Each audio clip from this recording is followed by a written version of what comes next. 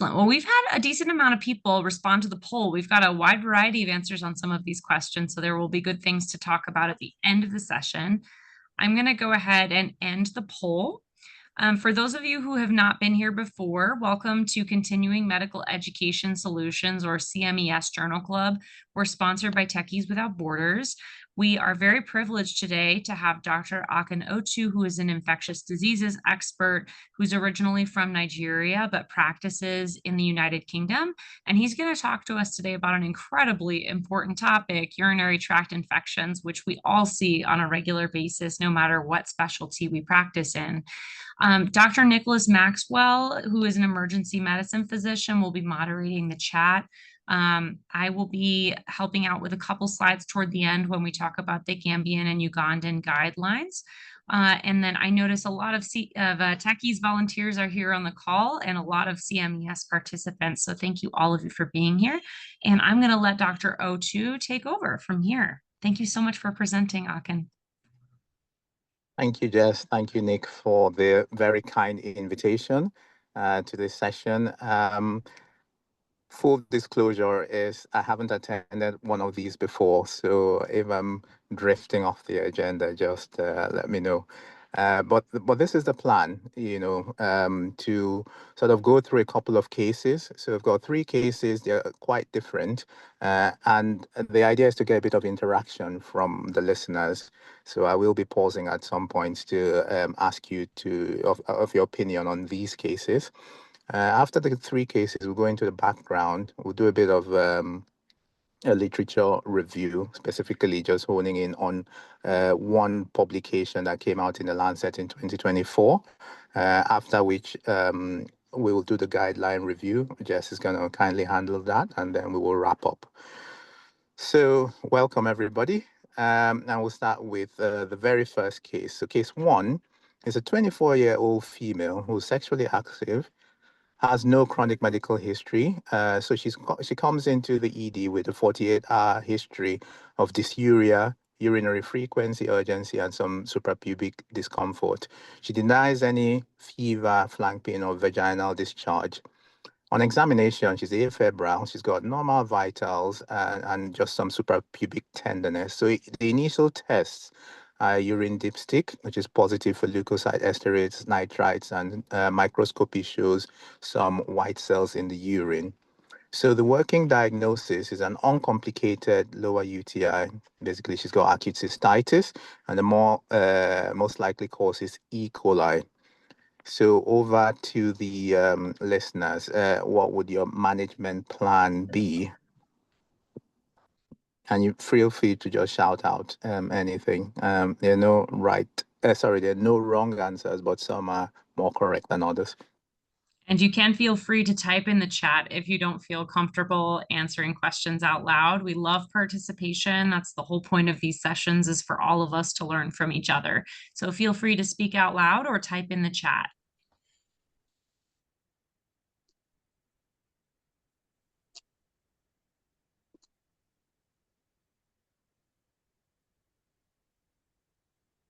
Hi, this is Rebecca from Uganda. Hi. I think I would manage it as uncomplicated lower UTI, as you've said, and maybe prescribe either nitrofurantoin or maybe amoxicillin, amoxiclav, and take a sample for culture.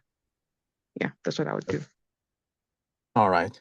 Fantastic. That sounds very sensible. You would want to offer symptomatic measures. You recall that she is presenting with suprapubic pain.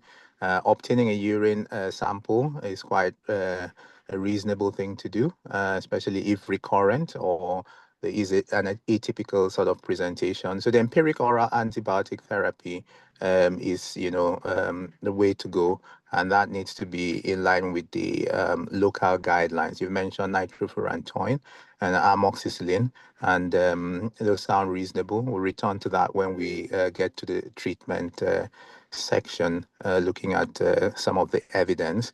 It's quite important to safety net this patient, so give them advice on the fact that they need to return if they've got a fever, flank pain, or some worsening of their symptoms. So well done. Case 1 down. We will move on to case 2. So case 2 is slightly different. So this is a 72-year-old male with a known benign prostatic hyperplasia and type 2 diabetes. So he's coming with a 2-day history of fever. He's got chills. He's got severe right flank pain, nausea, and dysuria. He does report some decreased urine flow. Examination shows that, he's febrile, he's tachycardic. He's got right costovertebral angle tenderness. The bladder is palpable. Initial tests are done, a dipstick is done, which is strongly positive for leukocyte esterase, so for some blood and many white cells and bacteria as seen on microscopy. Further tests are done, blood culture is done, and use and ease are done. He's got a mild AKI, he's got a raised total white cell count, and the working diagnosis here is complicated UTI with ascending infection. He's basically got pyelonephritis, and it's thought that this is linked to his BPH.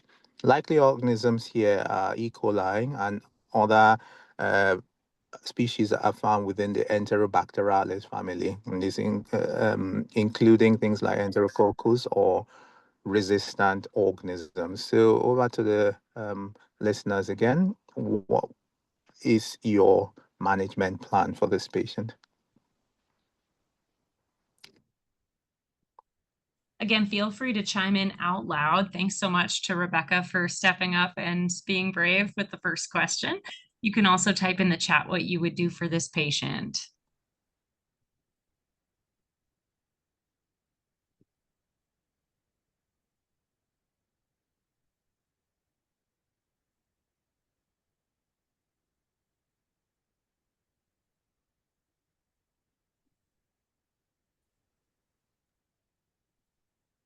If we have no volunteers, So, Dr. Nick, what would shall be we move on?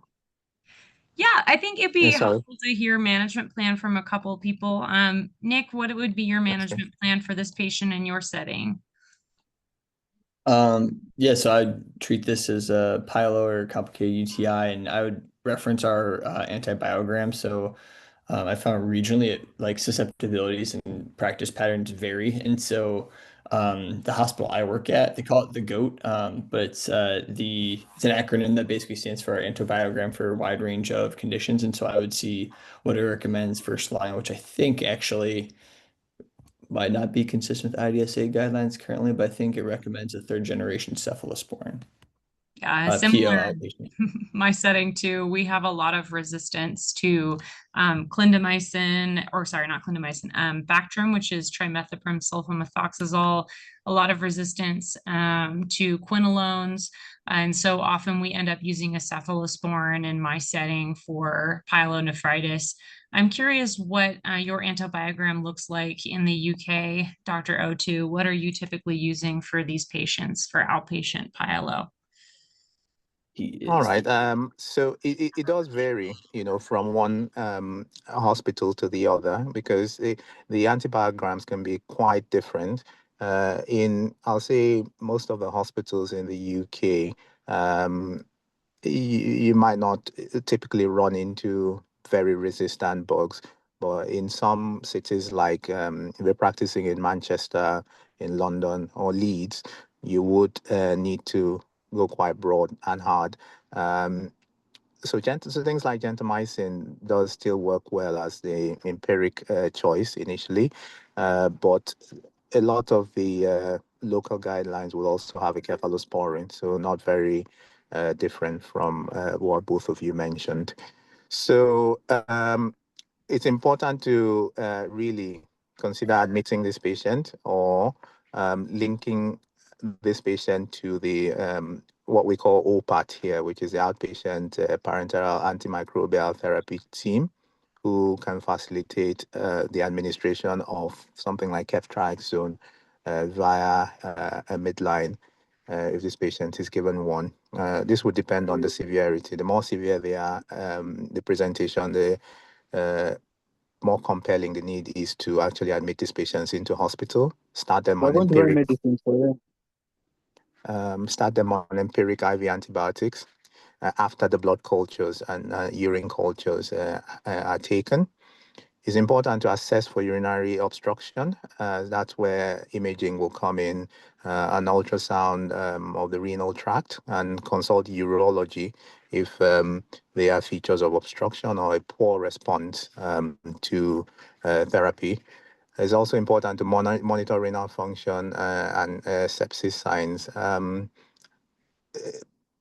Antibiotics should be given at full doses. Sometimes patients present with an acute kidney injury, but if you look at the body's response to infection, it's still in order to give the standard doses of the antibiotics, at least within the first 24 to 48 hours.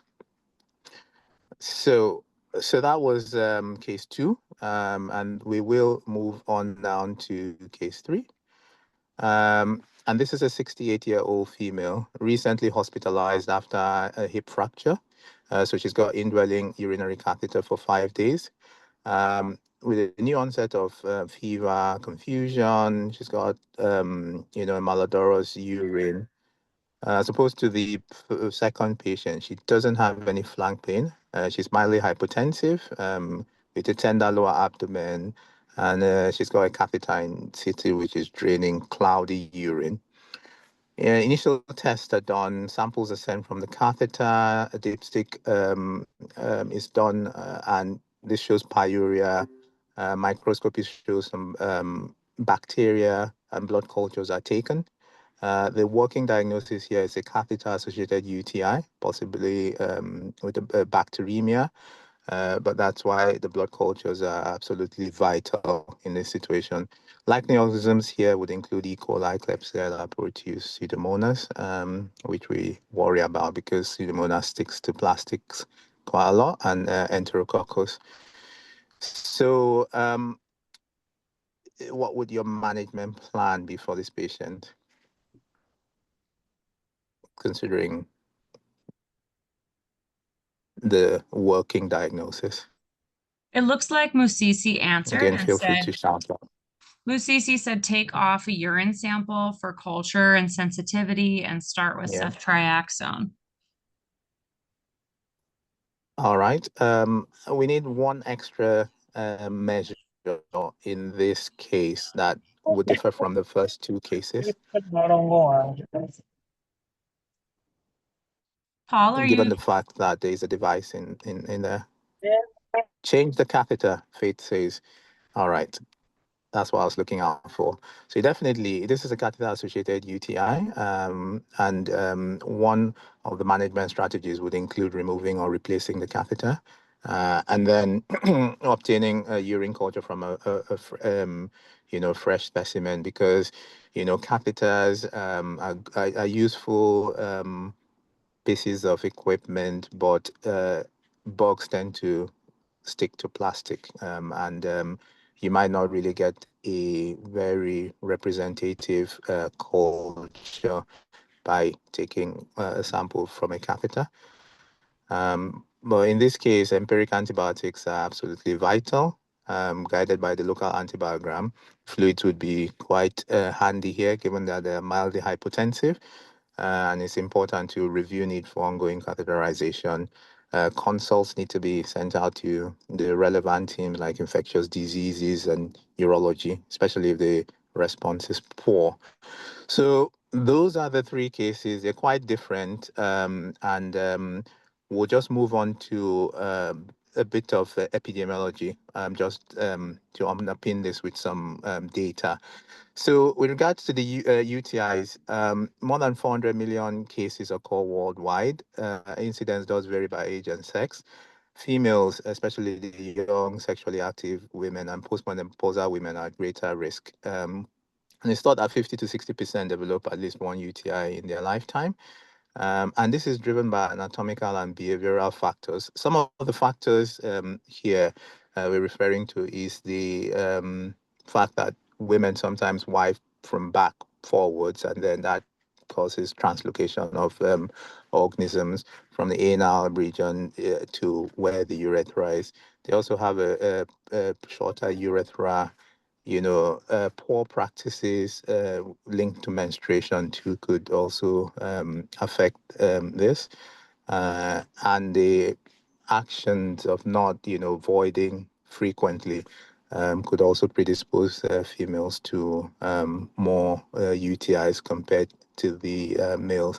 The younger people are more prone to UTIs because of they're more likely to be engaged in sexual activity more than the older women. And then postmenopausal women are at risk because of the hormonal changes that occur and the barriers to these invading organisms are not as great as they should be, when you compare them to the younger age group. So these are some of the factors that make females more prone to having UTIs. UTIs are less common in males, but they increase with age due to prostatic disease. The prostate gets larger, obstruction occurs a bit more frequently as you age in males. And UTIs occur in children, and you have higher rates in uncircumcised male infants because of the, E. coli could be found in, the foreskin more commonly in uncircumcised male infants and also young girls. Now, there's a entity called healthcare-associated UTIs. These especially refer to catheter-associated UTIs. These account for a significant proportion of nosocomial infections worldwide, and they are linked to increased morbidity, increased length of hospitalization, and overall higher costs on the system. So this diagram just has an archetypal organism, so E. coli used in all of this. So there is a form of E. coli called uropathogenic E. coli, and that has lots of virulence factors. These include things like adhesins, which allow it to sort of bind to the urinary tract. And then this organism acquires a lot of iron via the siderophores. There is a release of hemolysin that causes tissue damage. And by and large, this organism binds to the urinary tract and moves upwards. So there's adherence, there's invasion, there's ascension. And when it gets into the higher parts of the urinary tract, it can set off an inflammatory response. So it triggers the cytokine release and neutrophil recruitment. And this is actually made worse if they are in a case, I think it was a third case now that, the patient had a catheter in situ. These sort of devices make some patients more prone to getting urinary tract infection, and also immunosuppression and hormonal changes could also make this sort of like a perfect storm for getting a UTI. So that's sort of like the basic pathophysiology using E. coli as an archetypal organism. And how do these patients who have UTIs present? It does vary according to the anatomic site. We've mentioned some of the host factors that could play a role, and this is also linked to infection severity. Lower UTIs are quite different from upper UTIs, and we'll delve into that in the next slide or two. But lower UTIs are sort of limited to the bladder. They could present with dysuria, urinary frequency, urgency, sort of cloudy urine, hematuria, like we saw in patient 2. Systemic features are usually absent in the uncomplicated cases. This is quite different from the upper UTIs, like patient 2, who had flank pain, costovertebral angle tenderness, fever, and they could present with nausea and vomiting. Across the populations, there could also be differences in clinical manifestations. For example, men have features that are linked to some of the structures that we found, like the prostate. So with prostatitis, they could have perineal pain. Pregnant women may have asymptomatic bacteriuria or mild symptoms. And in older adults, it's quite common to just have non-specific presentations, such as presenting with delirium, or might have a fall, while children have just poor feeding, or they may just not be thriving at all. Patients with catheter-associated UTIs may just have minimal symptoms, but these patients with catheters in actually at a higher risk of bacteremia and sepsis. So complicated UTIs are quite different from uncomplicated UTIs, because complicated UTIs involve the upper urinary tract, and it could present with some of the features that we've highlighted previously, while the uncomplicated one is just sort of confined to the bladder and may not have systemic signs. Generally speaking, it's easier to treat uncomplicated UTIs because complicated UTIs might be associated with, drug-resistant organisms. So how do we diagnose these patients? We've already mentioned quite a few of the tests that can be done, but urinalysis is always a good starting point. But you should avoid doing dipsticks in older adults or catheterized patients. I think we've explained why. You can also, in older adults, it's not uncommon to have asymptomatic bacteriuria, and you just need to leave them alone with, those sort of results, and not dip the urine again, or do a culture in that setting, especially if they are asymptomatic. So dipstick is useful. You're looking out for things like leukocyte esterase that, gives you an indication that you've got lots of white cells in the urine, or pyuria. If you're able to count the white cells, that would be fantastic. But urine culture is a gold standard, and there are some cutoffs that differ when you consider adults as opposed to children. And we've put the cutoffs there: 10 to raise to the power 4, between 10 to raise to the power 4 to 10 to raise to the power 5 colony-forming units per mil. That's what's significant in adults who are symptomatic. And you've got slightly lower cutoffs for children who've got a catheter as opposed to a clean catch. But it's mandatory to do these urine cultures, especially in the pediatric population and all the people who have complicated UTIs. Imaging is not routine in uncomplicated UTI, but it is indicated if there's severe illness or poor response to treatment, or where you suspect obstruction or a collection or abscess. You can have things like prostatic abscesses causing linked with these infections. For children, you really would you really would want to do an ultrasound, especially if they've got recurrent febrile UTIs. So the key principles, underpinning this is, you want to distinguish an asymptomatic bacteriuria from these other conditions, because you shouldn't really be treating an asymptomatic bacteriuria. And the culture-guided diagnosis is essential in different specific patient groups, such as pregnancy, in children, and in complicated cases. So management is laid out nicely in this table. If we break it down into uncomplicated lower UTIs in adults and children greater than 3 months, these are some of the typical drugs listed out here on this table. However, this is not a one-size-fits-all. The drug choice would be largely driven by the local antibiograms, but these are some examples. For example, you got trimethoprim, or the combination of that with sulfamethoxazole, so Cotrim or Bactrim, depending on where you practice. fosfomycin and oral cephalosporins could be used for uncomplicated cases. Take note of the duration. Generally speaking, shorter is better. However, you want to aim to give up to 3 to 5 days of antibiotics for uncomplicated lower UTIs, and longer if you've got a complicated UTI. And if you've got pyelonephritis, you might need to extend it to the treatment duration to up to 10 days.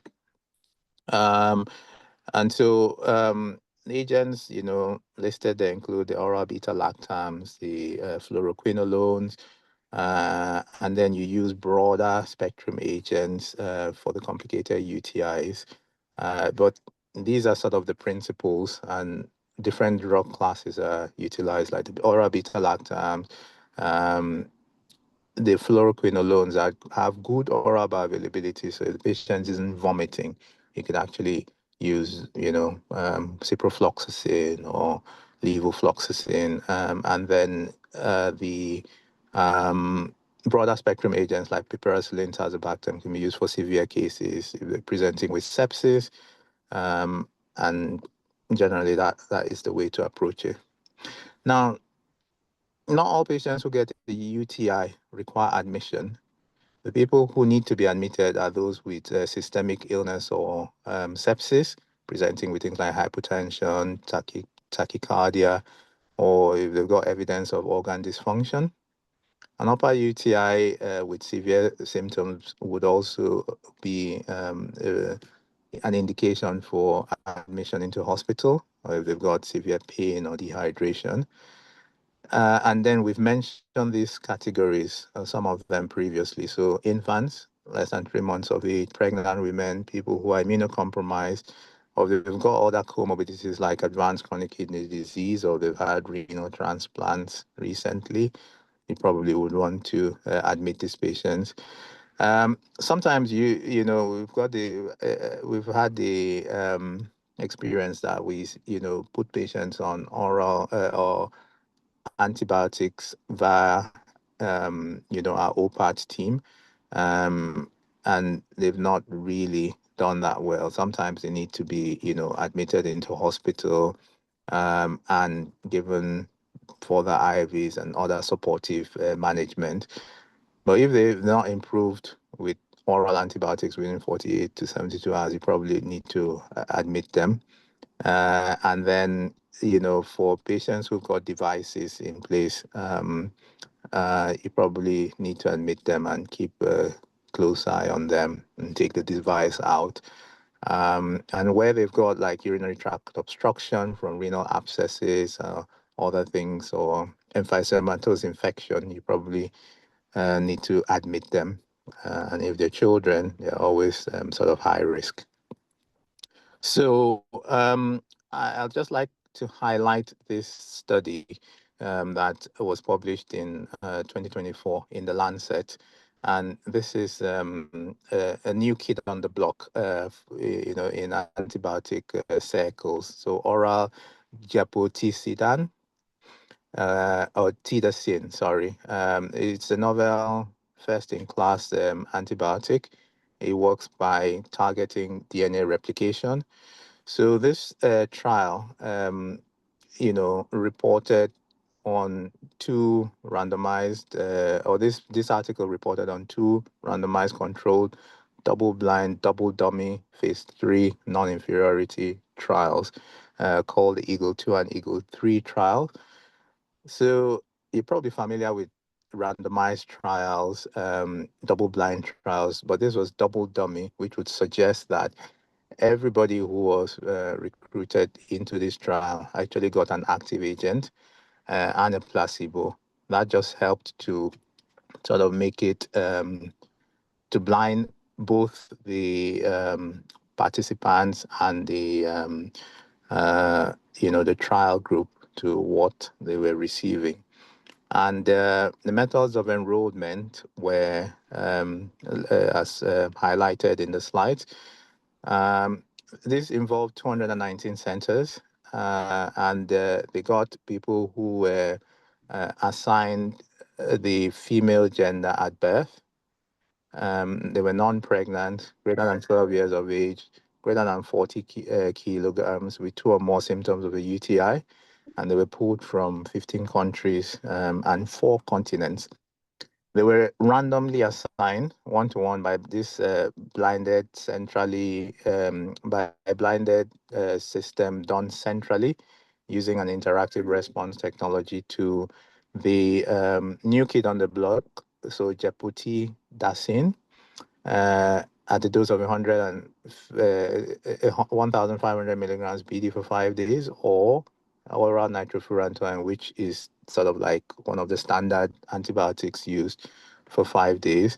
And then they went ahead to strategize the age category, age by age category, and history of recurrent or uncomplicated UTIs.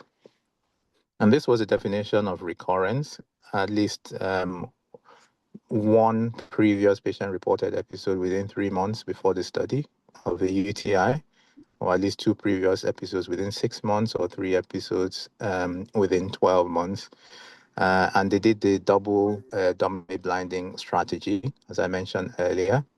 This was the aim, just to assess the efficacy and safety of this oral gepotidacin compared with nitrofurantoin in adult females with uncomplicated UTIs. And what were the results?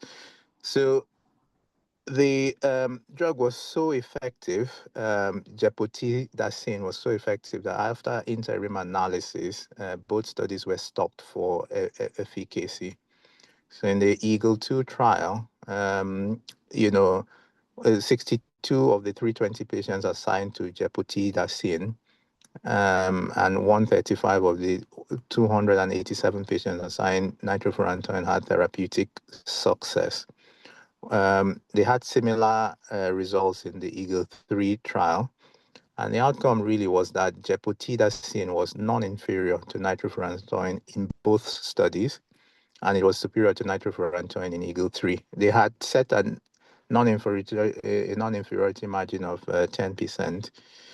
And with respect to the adverse events, they had the people who were on gepotidacin got diarrhea as the most common adverse event, while those on nitrofurantoin had nausea as the most common adverse event. But generally, the cases were mostly mild or moderate, and there were no life-threatening or fatal events. So by and large, this looked like, this is emerging as a very useful candidate in an area where there are very limited antibiotic choices. So it wasn't without some limitations. The patients were female patients. They needed to have had at least 2 symptoms, and they needed to have had a culture that showed, a nitrofurantoin susceptible pathogen, and they needed to have had, some sort of quantification of the bacteriuria. You wouldn't typically have this in a real world setting. So these patients may not be reflective, of what you see in your day-to-day practice. They did use a clinical scoring tool for assessing symptoms, which was not validated, but they tried to overcome this by ensuring that the person who did the assessments, it was the same person all the time.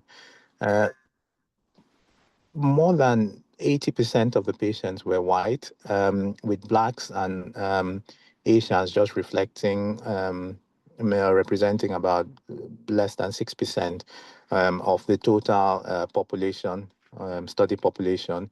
So they did underrepresent groups, specific groups in this study. So I'm not certain if you had the opportunity to look through the paper and whether you would be able to think of any other limitations. I guess you wouldn't if you hadn't read the paper before this talk, but I think I'll stop there and hand back to Jess. Awesome. Thank you, Akan. So he did a really thorough job going through this article. And I think the key takeaway point is that our antibiotic resistance rates are going up all the time. So we should be using the medications we have at hand that are the narrowest possible for the indication that we're treating. So for UTI, starting with something like nitrofurantoin, something that we think will address the patient's primary problem, and doing the shortest duration possible to resolve their symptoms will help us conserve the antibiotics that we do have for as long as possible. And then it's good to know that there are scientists out there doing this wonderful research to make new drugs available to us, because eventually even our number one first line drugs for simple things like uncomplicated UTI will no longer be usable. So I think this is an important study for all of us to know about. Akan, do you mind advancing the slide for me? All right. So let's go through a couple of guidelines. I just wanted to highlight both the Ugandan and Gambian guidelines for acute cystitis. So they specifically are referring to the treatment of uncomplicated UTI in non-pregnant women in this particular section of the Ugandan guidelines. And so for uncomplicated UTI, Uganda's guidelines recommend that we ensure good fluid intake. For non-pregnant women, nitrofurantoin is typically our first-line agent, and this medication does make you quite nauseated, so it's a good idea to take this after meals. For children, we've got our dosing there in milligrams per kilogram, and notice that the duration is a little bit longer because kids can get sicker more easily than adults. For second-line agents, they recommend using a fluoroquinolone like ciprofloxacin, and for children, amoxicillin. Notice that those are both for 7 days.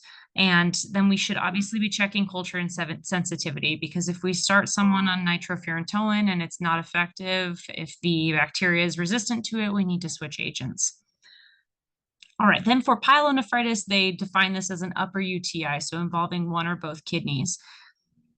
And for pyelonephritis in Uganda, the guidelines, again, encourage rehydration, so can be oral or IV, depending on how sick the patient is. And then treat fevers with paracetamol. That will also address their pain.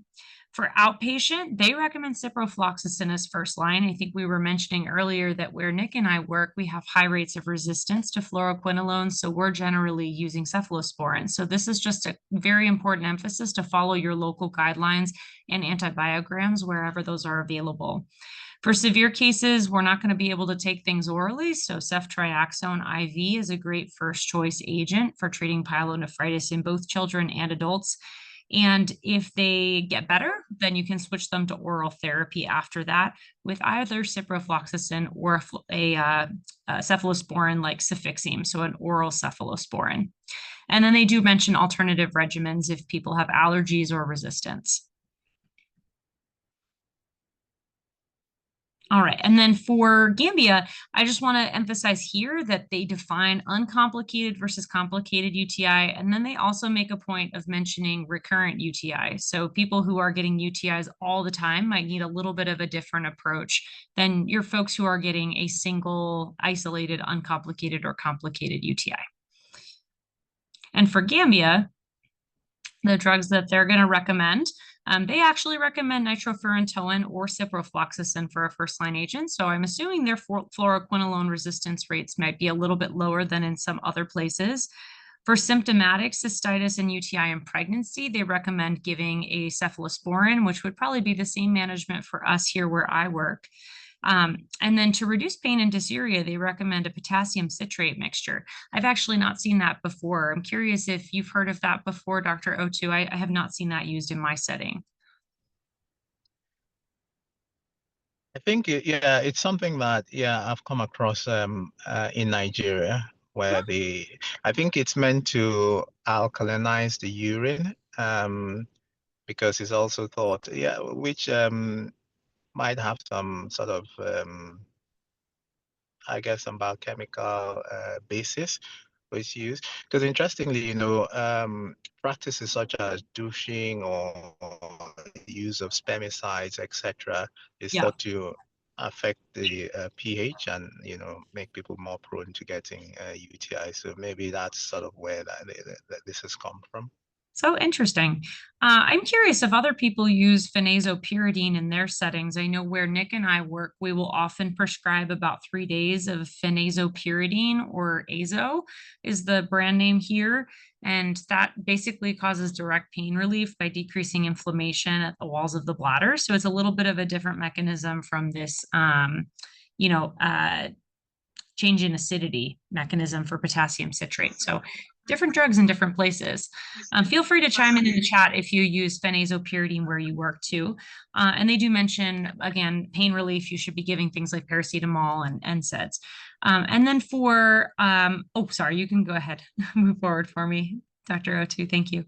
And then for adults, they're recommending 3 different first-line agents. I found it very interesting that they recommend doxycycline. I've never used doxycycline for urinary tract infection, since my understanding is that it treats gram positives more so than gram negatives, but I'm curious what your thoughts are on that. Yeah, that's a really interesting, I think, recommendation. Doxycycline primarily has, gram-positive activity. It does, it does cover some gram-negatives, but I wouldn't be confident in using it for gram and predominantly gram-negative sort of infection, because you might actually run into some resistant bugs. Yeah. But it's interesting. It'd be nice to see what the success rate has been with this use in this setting. I would be so curious if there's anyone from Gambia here who has used doxycycline for UTI. I would love if you could chime in the chat, because in our settings in the UK and the US, we usually use that more for skin and soft tissue infections and tick-borne infections. These guidelines from Gambia also mention some of the same agents we saw before, so aminoglycosides, quinolones, and ceftriaxone, so a 3rd-generation cephalosporin, for treating severe urinary tract infections and giving that via IV methods. All right, so feel free to chime in the chat about what your institution does. And I just saw Musisi asked a question: how safe is diclofenac tab in pregnancy? I would not use NSAIDs in pregnancy, just my general practice, to avoid causing issues with the ductus arteriosus and, trouble with the heart and the lungs after birth. I'm not aware of any specific data regarding diclofenac versus other NSAIDs, but the general rule is I would try to stick with paracetamol in pregnancy for safety purposes in terms of treating pain. All right, Akan, I'll turn it back over to you for the take-home points. I'd also share, I don't know if you can see my screen here. This is the Northwest antibiotics wheel that some people like referencing. So where I work, I wouldn't use it first line for a UTI, but we use a lot of doxycycline where I am. And so this kind of has a pictorial representation of what a lot of antibiotics categorically tend to cover. And so Northwestern feels doxycycline gets a fairly broad range of coverage. Not as good on the gram-negative rods or anaerobes for things that are not gram-positive, but good for atypicals. But there's also a new study out that shows that for post-exposure prophylaxis for STIs, post-exposure prophylaxis with doxycycline might be sufficient as well, which is just more to share an atypical or a less common utilization of doxycycline. But I wouldn't typically use it for a monotherapy for UTIs. Thanks for commenting on that, Nick. And Emmanuel Effa, who's a nephrologist, chimed in the chat and said that doxycycline is useful for chronic kidney disease patients with some multi-drug resistant UTIs. So I think for certain situations, it could certainly be useful. Cool. Yeah, good to know. Dr. Otu, if you want to run through your take-home points. All right. So they're not a lot. And I feel that, if you don't remember anything else, you should at least recall or remember that E. coli is one pathogen that drives, disease. It's quite common in as a cause of UTIs. And then most UTIs will ascend. The host factors are critically, important, and so you need to pay attention to the comorbidities of the patients, and also any devices that would potentially need to be taken out. Shorter is typically better. You need to treat smart, and it needs to be based on your local antibiogram. And always be willing to ask for help where you run into trouble. So there's always a friendly, infectious disease or microbiology specialist, or a urologist around that you can bring in to help with these complex cases. So a multidisciplinary approach sometimes is required for the more complex patients. So I think I'll stop there. This was fantastic, Dr. Otu. Thank you so much for sharing your expertise with us. And I think it's wonderful to get perspectives from so many different places in the world so we know what other people are doing and how our practices might change in the future. Thank you to everyone who came today and for your participation. We just posted the link in the chat to submit feedback. We would appreciate if you can submit feedback so we can continue to make these sessions better. I'm going to launch the post participation survey and give you 5 minutes to answer these questions, and then we'll go through the answers. They're the same questions that we answered at the beginning of the session, so you'll find out if you were right.